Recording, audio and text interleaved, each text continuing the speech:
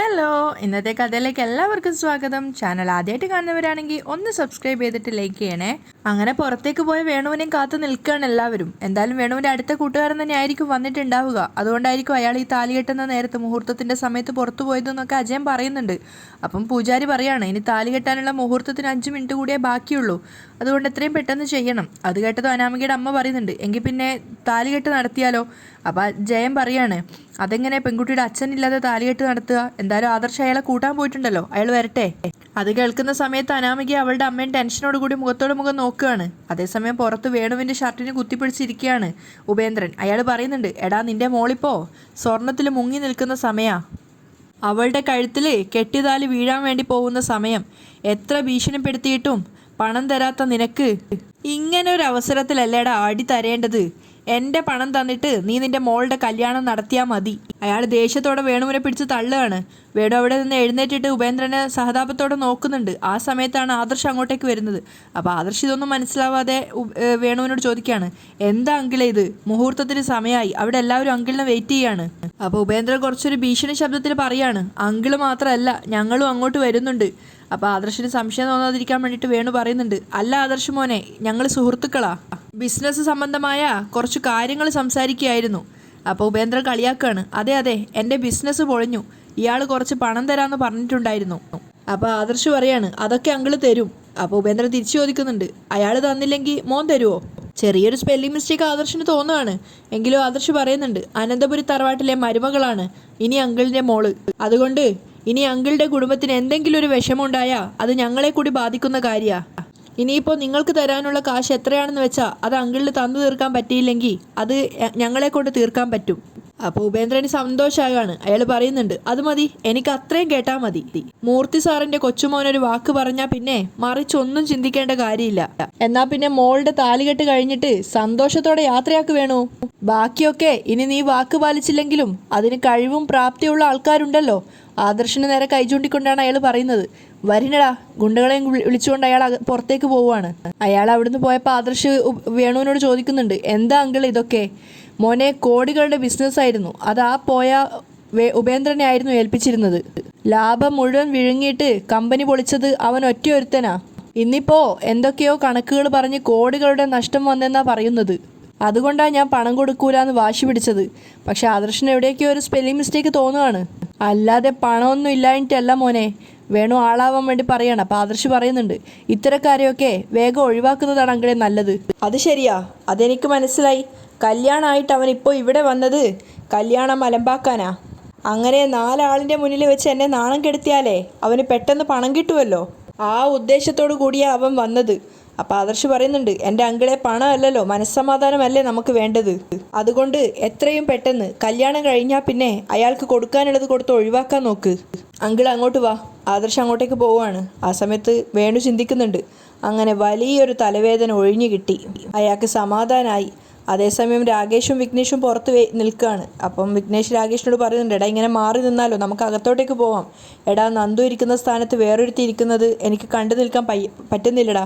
രാകേഷ് സങ്കടത്തോടെ പറയാണ്, അവൾക്ക് അവനോട് ഇഷ്ടമുണ്ടായിരുന്നു, എന്നിട്ട് അവസാനം അവൾ അതെല്ലാം തൊലച്ചു കളഞ്ഞു. അപ്പോൾ വിഘ്നേഷ് പറഞ്ഞു കൊടുക്കുന്നുണ്ട്, എടാ അവളുടെ ചേച്ചിമാരുടെയും ഭാഗത്ത് നിന്ന് ചിന്തിക്കുമ്പോൾ ശരിയാണെന്നേ പറയാൻ പറ്റൂ. അവളുടെ ചേച്ചിമാരുടെ ജീവിതം തന്നെ തുലാസിലാ. പിന്നെ ആ വീട്ടിലേക്ക് നന്ദുവിനെ എങ്ങനെ വിടാൻ പറ്റും? അപ്പോൾ രാകേഷ് ചോദിക്കുന്നുണ്ട്, അല്ല നന്ദു ഇവിടെ, അവളെ കാണുന്നില്ലല്ലോ. നന്ദു എങ്ങോട്ടാണ് പോയത്? കാറിൽ വന്ന് ഇറങ്ങുന്നത് കണ്ടായിരുന്നു, പിന്നെ കണ്ടില്ല. അപ്പോൾ വിഘ്നേഷ് പറയുന്നുണ്ട്, ഇടയ്ക്ക് അവളുടെ അമ്മ ചോദിക്കുകയും ചെയ്തു നന്ദു എവിടെയാണെന്ന്. അപ്പോഴേക്കും രാകേഷിൻ്റെ ഫോണിലേക്ക് നന്ദുവിൻ്റെ കോള് വരികയാണ്. എവിടെയാണെന്ന് ചോദിക്കുന്ന സമയത്ത് നന്ദു പറയുന്നുണ്ട്, ഞാൻ ഇവിടെ തന്നെ ഉണ്ട്, പാർക്കിങ്ങിന് അരികിലുള്ള പുഴക്കരയിൽ. നീ എന്തിനാ അങ്ങോട്ട് പോയത്? കല്യാണത്തിന് പങ്കെടുക്കാൻ വന്ന നീ എന്തിനാ അവിടെ പോയി നിൽക്കുന്നത്? അപ്പോൾ നന്ദു പറയാണ്, മരിക്കാൻ. അത് കേട്ടതും രാകേഷ് ഞെട്ടുകയാണ്. നീ എന്താ പറഞ്ഞേ? നിനക്കറിയാലോ, ധൈര്യം കൂടുതലുള്ള പെൺകുട്ടിയാണ് ഞാൻ. എന്നാൽ സ്നേഹിക്കുന്നവർക്ക് വേണ്ടി പ്രാണം കളയുന്നയാളുവാ. അതുകൊണ്ട് പ്രാണം കളയാൻ തന്നെ തീരുമാനിച്ചു. നീ വെറുതെ വിവരക്കേട് കാണിക്കരുത്. രാകേഷ് പറയാണ്, എടാ ഞാൻ ജീവിച്ച അത് അനിയുടെയും അനാമികയുടെയും ജീവിതത്തെ ബാധിക്കും. എൻ്റെ പേര് പറഞ്ഞ് അവർ തമ്മിൽ തല്ലാൻ പാടില്ല. അപ്പം രാകേഷ് പറയുന്നുണ്ട്, അല്ല അതിന് അവരുടെ കല്യാണം കഴിയാൻ പോവുമല്ലേ? അപ്പം നന്ദു പറയാണ്, കല്യാണം കഴിഞ്ഞാലും അനിയുടെ മനസ്സിൽ ഞാനുണ്ടാവും, അതുകൊണ്ടാണ് ഇത്രയും സംഭവങ്ങളൊക്കെ ഉണ്ടായത്. കുടിക്കാത്ത അനി കുടിച്ചത്, ഇനി അതുപോലുള്ള സംഭവങ്ങളൊന്നും ആവർത്തിക്കാൻ പാടില്ല. അതുകൊണ്ട് good bye. Nandu call cut ചെയ്യാണ്. രാകേഷ് വീണ്ടും സംസാരിക്കുന്നുണ്ടെങ്കിലും കോള് കട്ടായിട്ടുണ്ടായിരുന്നു. അതിനുശേഷം വിഘ്നേഷിനോട് അത് പറഞ്ഞിട്ട് വേഗം അവൻ പുഴക്കരയിലേക്ക് പോവുകയാണ്. ഡാ ആരോടൊന്നും പറയണ്ട കേട്ടോ, രാകേഷ് പറയുന്നുണ്ട്. അതുപോലെ തന്നെ വിഘ്നേഷ് അകത്ത് കയറിയതും ഗോവിന്ദൻ വന്നിട്ട് നന്ദുവിനെക്കുറിച്ച് അന്വേഷിച്ചെങ്കിലും വിഘ്നേഷ് അറിയാത്തതുപോലെയാണ് സംസാരിക്കുന്നത്. രാകേഷുമായിട്ട് പുറത്ത് സംസാരിച്ച് നിൽപ്പുണ്ടായിരിക്കും. അനിയുടെ കല്യാണം കാണാനുള്ള കരുത്ത് അവൾക്കില്ലല്ലോ എന്നൊക്കെ പറഞ്ഞിട്ട് വിഷയം മാറ്റുകയാണ്. എടാ നിങ്ങൾ രണ്ടുപേരും അവളുടെ കൂട്ടുകാരല്ലേ, ഈ കല്യാണം കഴിഞ്ഞ് കഴിഞ്ഞാൽ വേണ്ട രീതിയിൽ നിങ്ങൾ അവളെ ഒന്ന് ഉപദേശിക്കണം. ഇപ്പോഴും നന്ദുവിൻ്റെ മനസ്സിൽ അവനുണ്ടോ എന്ന കാര്യത്തിൽ എനിക്ക് സംശയമുണ്ട്. ഞങ്ങൾ അവളെ പറഞ്ഞ് മനസ്സിലായിക്കോളാം അങ്കിളെ. അപ്പം ഗോവിന്ദ പറയുന്നുണ്ട്, കല്യാണത്തിൻ്റെ മുഹൂർത്ത് ഇപ്പം താലി കെട്ടാനായി, നീ അങ്ങോട്ട് വരുന്നില്ലേ? ശരി, ഞാൻ അങ്ങോട്ട് വന്നോളാം, അങ്കിള് നടക്ക്. അതേസമയം തൻ്റെ ഫോൺ അവിടെ നിലത്ത് ഉപേക്ഷിച്ചിട്ട് ആ പാലത്തിൻ്റെ കൈവരിയിൽ പിടിച്ച് മുകളിലേക്ക് കയറുകയാണ് നന്ദു. അതിനുശേഷം അവളുടെ ചേച്ചിമാരെയും അമ്മയുടെയും അച്ഛൻ്റെയും ഒക്കെ മുഖം ഇങ്ങനെ കണ്ണടച്ച് പിടിച്ച് ആലോചിക്കുന്നുണ്ട്. പിന്നെ കരഞ്ഞുകൊണ്ട് തന്നെ ആ പുഴയിലേക്ക് അവൾ ചാടുകയാണ്. അനി നന്ദുവിനെ പരതിക്കൊണ്ടേ ഇരിക്കുകയാണ്. പക്ഷെ അവൻ്റെ കണ്ണുകൾക്ക് അവളെ കണ്ടെത്താനാവുന്നുണ്ടായിരുന്നില്ല. നയനയാണെങ്കിലും കനകയാണെങ്കിലും ഒക്കെ സങ്കടത്തിലാണ്.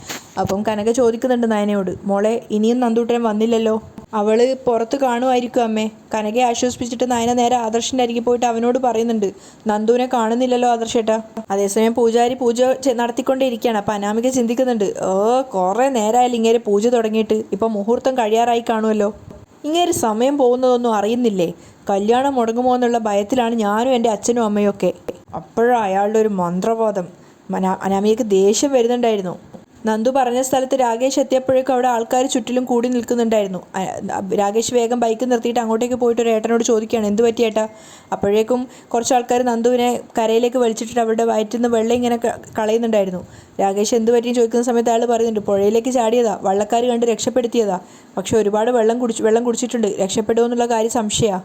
നന്ദുവിൻ്റെ വയറമർത്തിയിട്ട് അവർ വെള്ളം ഇങ്ങനെ കളഞ്ഞുകൊണ്ടിരിക്കുകയാണ്. രക്ഷപ്പെടുന്നുള്ള കാര്യം സംശയമാണെന്നാണ് അവിടെ കൂടി നിന്നവരൊക്കെ സംസാരിക്കുന്നത്. പൂജകൾ അവസാനിച്ചതിന് ശേഷം താലി ആദർശിൻ്റെ കൈ കൊടുക്കുകയാണ് പൂജാരി. അതവന് അജയൻ്റെ നേരെ നീട്ടുകയാണ്. അജയൻ ആ താലി എടുത്തിട്ട് അനിക്ക് കൊടുക്കുന്നുണ്ട്. അനി ആ താലത്തിൽ നിന്ന് എടുക്കുകയാണെങ്കിലും അത് കഴുത്തിൽ അണിയാനോ അപ്പോഴും അവൻ്റെ മനസ്സ് സന്നദ്ധമായിരുന്നില്ല. അവൻ ആ താലി കൈ പിടിച്ച് ഇങ്ങനെ വിഷമത്തോടെ നിൽക്കുകയാണ്. അനാമികയാണെങ്കിൽ വരാൻ പോകുന്ന സന്തോഷത്തെ മുൻകൂട്ടി കണ്ട് സന്തോഷിച്ചിരിക്കുകയാണ്. നയനയും അവളുടെ വീട്ടുകാരും ആദർശും അനിയും ഒഴികെ ബാക്കി എല്ലാവരും ആ കല്യാണത്തിന് മനസ്സുകൊണ്ട് സന്തോഷത്തോടെ നിൽക്കുന്നവരാണ്. താലി അനാമികയുടെ കഴുത്തിൽ അണിയാതെ അതും പിടിച്ച് നോക്കി നിൽക്കുകയാണ് അനി.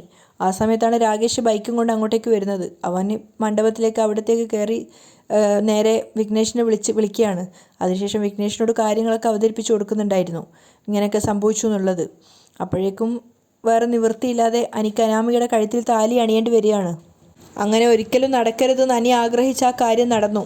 അനാമികയുടെ കഴുത്തിൽ അനി താലി അണിഞ്ഞിട്ടുണ്ട്. എല്ലാവരും അവർക്ക് വേണ്ടിയിട്ട് എന്താ പറയുക, ആശീർവദിക്കുകയൊക്കെ ചെയ്യാണ്. പരസ്പരം മാലയും അണിഞ്ഞ് അത് കഴിഞ്ഞ് ദേവയാനി വാങ്ങിച്ച 20 പവൻ്റെ ചെയിനൊക്കെ അണിഞ്ഞു കൊടുക്കുന്നുണ്ടായിരുന്നു അനി. അനാമികയുടെ അച്ഛനും അമ്മയൊക്കെ മനസ്സ് നിറഞ്ഞ സന്തോഷത്തിലാണ്.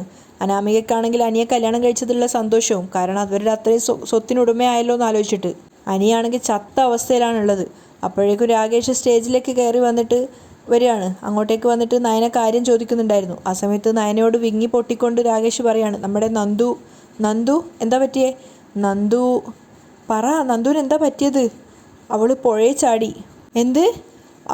അവൾ ആത്മഹത്യക്ക് ശ്രമിച്ചു. രാകേഷ് കരഞ്ഞുകൊണ്ട് പറയാണ്. അത് കേട്ടത് നയന ശരിക്കും സ്റ്റക്കായി പോയി. അവളിപ്പോൾ ഹോസ്പിറ്റലിലാണ്. അപ്പോഴേക്കും നയന തിരിഞ്ഞിട്ട് ആദർശം നോക്കണം. ആദർശം അങ്ങോട്ടേക്ക് വന്നിട്ട് കാര്യം ചോദിക്കുന്നുണ്ട്. അപ്പോൾ നയന പറയാണ്, നമ്മുടെ നന്ദു ആത്മഹത്യക്ക് ശ്രമിച്ചു, അവളിപ്പോൾ ഹോസ്പിറ്റലിലാണ്. അങ്ങനെ ജയനോട് പോകാനുള്ള അനുവാദം വാങ്ങിച്ച ആദർശ് രാകേഷിനെയും കൂട്ടി നയനയും കൂട്ടിയിട്ട് അവിടുന്ന് പോവുകയാണ്. നയന പോവുകയാണെങ്കിലും കനകയ്ക്കും നവ്യക്കും ഒന്നും കാര്യം മനസ്സിലാവുന്നില്ല. അനിയും ടെൻഷനോടെ അവർ പോകുന്നത് കണ്ടിട്ട് ഇങ്ങനെ നോക്കി നിൽക്കുന്നുണ്ട്. പക്ഷെ അനാമികയ്ക്ക് സർവ്വതും നേടിയ ഒരു സന്തോഷത്തിലാണുള്ളത്. നയന കാറിൽ ഇരുന്ന് കരഞ്ഞുകൊണ്ടേയിരിക്കുകയാണ്. ആദർശ് അവളെ സമാധാനിപ്പിക്കാൻ ശ്രമിക്കുന്നുണ്ട്. നീ കരയാതെ, ഇനിയിപ്പോൾ കരഞ്ഞിട്ട് എന്താ കാര്യം? അപ്പോൾ കരഞ്ഞുകൊണ്ട് നയന ചോദിക്കുന്നുണ്ട്, ആദർശേട്ടാ അവൾക്ക് എന്തെങ്കിലും സംഭവിച്ചു കാണുമോ? രാകേഷ് എന്താ പറഞ്ഞത്? ഹോസ്പിറ്റലിലേക്ക് കൊണ്ടുപോയെന്നാ പറഞ്ഞത്. അപ്പോൾ ആദർശ് പറയുന്നുണ്ട്, ഇങ്ങനെ ഒരു ബുദ്ധിമോശം നന്ദു ഒരിക്കലും കാണിക്കുമെന്ന് ഞാൻ വിചാരിച്ചതല്ല. നല്ല ബോൾഡായ കുട്ടിയല്ലേ അവൾ? ആയിരുന്നു. പക്ഷേ അവൾക്ക് ആരോടെങ്കിലും സ്നേഹം തോന്നിയാൽ പിന്നെ അവർക്ക് വേണ്ടി മരിക്കുന്ന കുട്ടിയായിരുന്നു അവൾ. ഞങ്ങളെ ആരെങ്കിലും എന്തെങ്കിലും പറഞ്ഞാൽ പരിസരം പോലും മറന്നാ തല്ലുണ്ടാക്കുന്നത്. മുന്നിൽ നിൽക്കുന്നത് ആരാണെന്ന് പോലും നോക്കാതെ. അപ്പോൾ ആദർശ് പറയുന്നുണ്ട്, ഇവിടെ അത്രത്തോളം നന്ദു അനിയെ സ്നേഹിച്ചു എന്ന് വേണം കരുതാൻ. അവരെ തമ്മിൽ വേർപിരിച്ചത് വലിയ തെറ്റായിപ്പോയി. ആദർശ് പറയാണ്. അപ്പോൾ കരഞ്ഞുകൊണ്ട് നയന പറയുന്നുണ്ട്, അവൾ ഇങ്ങനെയൊക്കെ ചെയ്യുമെന്ന് അറിയുമായിരുന്നെങ്കിൽ വിഘ്നേഷിനോടോ രാകേഷിനോടോ അവളെ നോക്കാൻ ഏൽപ്പിച്ചാൽ മതിയായിരുന്നു. അപ്പം ആദർശ് പറയുന്നുണ്ട് അവർ രണ്ടുപേരും അനിക്കൊപ്പായിരുന്നല്ലോ, അതുകൊണ്ട് തന്നെ ആരും നന്ദുവിനെ ശ്രദ്ധിച്ചതുമില്ല. അപ്പോൾ കരഞ്ഞുകൊണ്ട് നയന പറയാണ്, അവളെ കാണാതായപ്പോഴും അനിയുടെ താലികെട്ട് കാണാനുള്ള മനസ്സില്ലാതെ പുറത്തെവിടെയെങ്കിലും നിൽക്കുവാണെന്നാണ് കരുതിയത്. ഇങ്ങനെ ഒരു സാഹസം കാണിക്കുമെന്ന് ഒരിക്കലും ചിന്തിച്ചില്ല. നയന കരഞ്ഞുകൊണ്ടേ ഇരിക്കുകയാണ്. അതേസമയം താലികെട്ട് കഴിഞ്ഞതിന് ശേഷം അനിയുടെ അനാമികയുടെ കൈകൾ തമ്മിൽ പരസ്പരം ചേർത്ത് നിർത്തുകയാണ് അവളുടെ അച്ഛൻ. അങ്ങോട്ടേക്കാണ് പുരോഹിതൻ വന്നത്. അദ്ദേഹം വല്ലാത്തൊരു അതിശയത്തോടു കൂടിയാണ് ആ കാഴ്ച കണ്ടു നിന്നത്. നടക്കാൻ പാടില്ലാത്തത് നടന്ന പോലെ അദ്ദേഹത്തിൻ്റെ മുഖത്തുണ്ടായിരുന്നു. അപ്പോഴേക്കും അവിടെ നിന്നൊരാൾ പുരോഹിതന് നമസ്കാരമൊക്കെ പറഞ്ഞ് ഇരിപ്പിടമൊക്കെ ഒഴിഞ്ഞു കൊടുക്കുകയാണ്. അദ്ദേഹത്തിൻ്റെ മുഖത്ത് അപ്പോഴും ആകെ ഒരു ആശങ്കയുണ്ടായിരുന്നു. അവിടെ ഇരുന്നിട്ട് അദ്ദേഹം ചിന്തിച്ചത് അതാണ്, ഞാൻ എത്തിയപ്പോഴേക്കും എല്ലാം കഴിഞ്ഞല്ലോ, നടക്കാൻ പാടില്ലാത്തൊരു ബന്ധമായിരുന്നു ഇത്. ആ സമയത്ത് നവ്യ കനകയോട് സംശയത്തിൽ ചോദിക്കുന്നുണ്ട്, ആദർശേട്ടനെയും കൂട്ടിയിട്ട് അവൾ എങ്ങോട്ടാണ് പോയതമ്മേ? ഒന്നും അറിയില്ല മോളെ, കനകയും പറയാണ്. അപ്പോഴേക്കും നയനയും ആദർശും ഹോസ്പിറ്റലിൽ എത്തിയിട്ടുണ്ടായിരുന്നു. ഡോക്ടർ, നന്ദു എന്നൊരു കുട്ടി, ആ കുട്ടി ആദർശിൻ്റെ ആരാ? എൻ്റെ വൈഫിൻ്റെ സിസ്റ്ററാ? ആണോ? എന്തൊരു ബുദ്ധിമോശം ആ കുട്ടി കാണിച്ചത്. ഡോക്ടർ കുറച്ച് ദേഷ്യത്തോടെയാണ് സംസാരിക്കുന്നത്. ഞാൻ പോലീസിനെ വിവരം അറിയിക്കാൻ പോവുമായിരുന്നു, എന്ന് വെച്ചാൽ സൂയിസൈഡ് ചെയ്യാനാണ് ശ്രമിച്ചത്. അപ്പം നയന കരഞ്ഞുകൊണ്ടേ ഇരിക്കുകയാണ്. അപ്പോൾ ആദർശ് ഡോക്ടറോട് പറയുന്നുണ്ട്, ഡോക്ടർ ഇത് കേസാക്കരുത്, അത് ആ കുട്ടിയുടെ ഭാവിയെ ബാധിക്കും. അപ്പോൾ ഡോക്ടറും പറയുന്നുണ്ട്, അനന്തപുരിക്കാരുടെ ബന്ധുവായതുകൊണ്ട് അങ്ങനെ ചെയ്യാൻ പറ്റില്ലല്ലോ. ഇപ്പം അവൾക്ക് എങ്ങനെയുണ്ട് ഡോക്ടർ? കരഞ്ഞുകൊണ്ട് നയന ചോദിക്കുകയാണ്. വെള്ളം ഒരുപാട് ഉള്ളിൽ ചെന്നിട്ടുണ്ട്, പിന്നെ ചെളിയും ഉണ്ട്.